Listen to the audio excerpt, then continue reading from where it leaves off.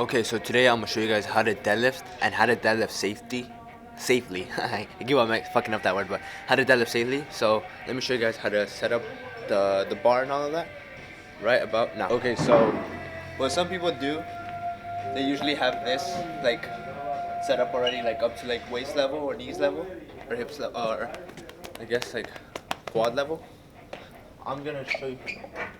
I'm gonna do it with a 25. Okay, so after setting that up, you know, people could do neutral grip or sumo grip when they're trying to drop it down.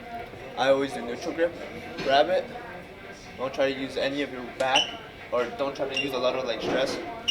And then just put it down, just like an RDL. That's how you could like already then and there just place it on the floor mat, and then after that I'm gonna show you guys how to, you know, hit deadlifts. So basically what like conventional is me holding the bar like this and you're going like that, you know. Sumo is where you have it so your right, I guess your dominant is up, or it's like, I guess upside down. You can just go like this. The reason why is because when you're doing it sumo, you get more strength, but the thing is that like the con is that you don't get as much like focus on the forearms as you're supposed to when you're doing it conventional, and when you're just doing it pure conventional or like neutral grip. My bad, I keep on mixing it up. But when you're doing neutral grip, you focus on your forearms and you don't fuck up, I guess like you say. Because some people when they're hitting it, like their sumo grip, they're like going a little bit upwards in the neutral one, and eventually it causes muscle imbalances if you're doing the form wrong. But that's why I'm here to show you guys how not to do that and how to do it properly. Okay, so now as I'm doing that, as I set up, I'm going for the neutral grip. What I usually do is I have my shins over here where the openings are at. I have my feet planted straight, like they're actually planted, like I'm not gonna fall back or anything like that. So I set up, put my thumbs like that. So you see how my back is like this? You don't want it like that. Or you can if you're very good at deadlifting, but for beginners, what I usually recommend is going like this. Start going down. Your back is straight. You're looking upwards, or you're looking up. After that, you deadlift. Go like that.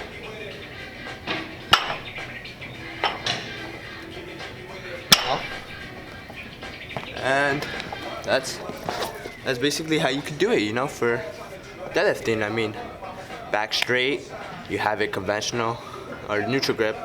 You're just going like that, back straight, and none of that. People usually round up their backs when they're doing it, but as they do that, they start having a straighter back. I mean, that's what some people do, but that's when usually people get better, like at deadlifting and all of that, which is usually like a long time, and I don't even know how to do that personally, but I recommend that's how you start doing neutral grip. Start off with neutral grip, then start doing the sumo grip, which right now I'm gonna show how to do the sumo grip, and I'm also gonna show what I meant from up to my shin right now. That's what I usually recommend. I also recommend using light weights for your first set or your warm-up set.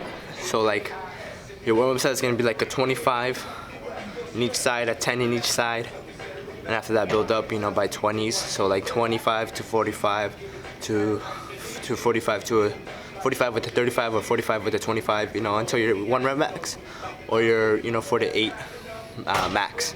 So like 80, 48, 80, 60, and 90%. So my 90% would be around 350. So, you know, you could do that. You could keep on doing that, keep on doing that, keep on doing that, and then your 100% will be going higher. But that's what I usually recommend. I recommend your first warm-up set, do 4 reps, 5 reps, see if you're doing it good, see if everything's good, you don't feel sore, you don't feel tired, none of that. So that's how you know it's your warm-up set. But if you feel like it's too heavy and all of that, there's your first set. And after that, I'll try seeing how far I could go. So maybe like add a 5 after that, or maybe add a 10 after that, just for like safety reasons. And then after that, you know, you keep on going heavy. I know the bar's a little off, but what I usually do is I have my shins like this, and I have it up to here in these openings, so that I don't have it all the way up to here, because at that point in sumo, if I have it like that, and the other one's like that, that's sumo. But right now I'm showing you guys conventional, and then right now I'm gonna show you guys how to do sumo and also how to use unneutral grip with the conventional form. Okay, and then now for unneutral grip but conventional, it would be like this, same thing. Have it like this, but instead of you going like this with your non-neutral or with your neutral one, instead of you doing the thumb thing, you make it so it's like the sumo. So you have the grip, same thing like that, you know, and then you do the back. Make sure you pull with your back and your hamstrings or your lower back, and just pull up.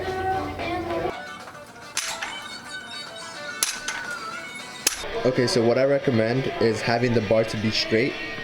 Nothing's like curved up, none of that. It's not going like one's going too much of the right, one's going too much of the left, because that could cause problems.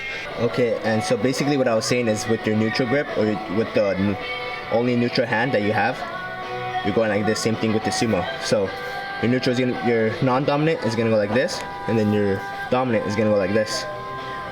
Upside down grip, and then non-upside down. So your left, which is your non-dominant, which is most people, is gonna go like this, and then your dominant, which is your right, goes like this. And that's how you do it. Okay, now for sumo, it's gonna be a little different because I only know my sumo stance, which there's multiple stance. Some people go like this all the way to the plate and then just deadlift like that. I'm not one of those people. I usually go keep it to the point where I feel comfortable. So mine would be around right here. Your knees are gonna be straight, or your legs are gonna be straight, like a V. And then you do arms length. You go like that. After that, you pull up. So back is straight, legs are tight. Nothing could go wrong.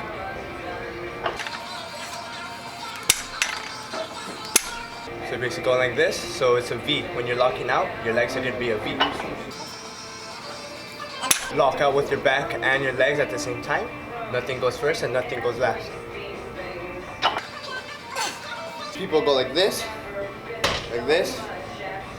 or all the way back when locking out, but I usually recommend going to a point where you know it's good enough and you're not doing it excessive, because if you go too excessive, you could risk yourself an injury, and you don't want that, of course. That's basically how you hit sumo. And honestly, I don't know how to furthermore explain it. I recommend, I don't know how to fix that because I felt like I explained it very well. But what I usually recommend is having 8 figures wrist wraps for deadlifts, or lifting straps, either or hook grips, chalk, and a belt. And the recommendations are going to be down below, where the ones that I recommend, like the belt and the grips, which ones I recommend, and the chalk, the ones I recommend. I usually recommend getting them from Amazon, or usually getting it from AliExpress, either or. But I mean, that's really all I could say for like deadlifting and all of that. It's very easy, simple, and if this video wasn't very helpful, then you know, you guys could reach out to me to my social medias. They're gonna be down below, plugged, and you could hit me a text through Instagram, and I'll show you guys an even better deadlifting video if you guys need one. And also, right now I'm gonna show you guys how to do it wrong, which is what I don't want you to do. How to do it wrong. Before I even finish this video, I need to show you guys how to do it wrong, which is the way you don't want to do at all. Okay, so how you can do it wrong is with your sumo grip. You go like this. You go like that. You don't want that. The reason why you don't want that is because it could risk you an injury. First, you're locking out your legs, which is bad because your back is taking more pressure. Second of all, is because your back is developing lower back pain because you're not locking out with the same time as your legs. The third reason is because, I mean, if you go too far back excessive, at that point you're making the weight target your lower back even worse. Not as a muscle growth, but rather as a muscle injury, and you don't want that.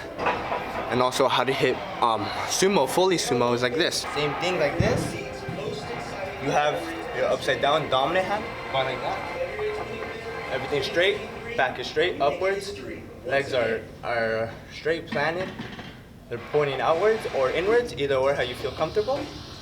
And they're going like this, basically like a crab. And you go like that. The way you do it wrong is basically you going like this with sumo. Full sumo, which I like to call it, is going like this. I've seen people do that, and the reason why I don't recommend that is, first of all, the one that's helping you out, which is you going upside down the grip, you're going like this with your traps. Second of all, because you're going too far back. Third of all is because you're not locking out at the same time. Fourth of all, because you're more likely to get a risk of injury. But the reason why I don't recommend when you have the upside down hand going like this is because look at that. This trap is going down, normal, straight, and this one's a little bit more upwards. You don't want that. The reason why is because you're gonna have muscle imbalances. So as you keep on doing that grip wrong, locking out wrong, you're gonna eventually grow your upper trap, your right one or your left one, bigger than the other one, and you don't want that. You wanna grow them equally. So what I recommend is you locking out at the same time and having it like equalize, I guess you could say. None of them is gonna be upper than the other one, none of them is gonna be shorter than the other one. You don't want that. It's gonna be like this. Same thing. And that's how I usually recommend me recommending deadlifting to others. It's really not that hard. It's not very overcomplicating. It's none of that really. I mean, I usually recommend going light and then going heavy, and then that's really all. Well, finally, I hope you guys love this video, and hit that bell, subscribe, like, share, comment, and repost this, and drop a follow on my Insta, TikTok, and on this YouTube channel. And that's really all. Have a great day and take care, and I hope you guys love this video.